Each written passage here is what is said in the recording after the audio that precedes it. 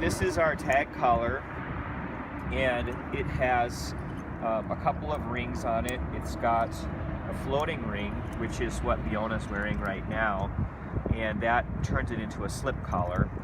So you can run it as a slip collar like that.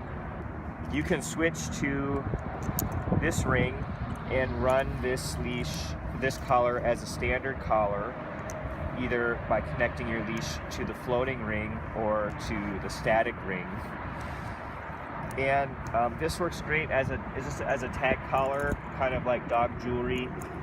Some people get these extra long and they hang down more like a necklace, and then they run a flat collar or a prong collar or something else to connect their leash to.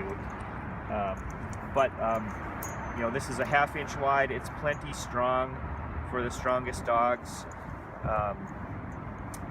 So you can run it again as a walking collar, as a slip collar, or as a tag collar.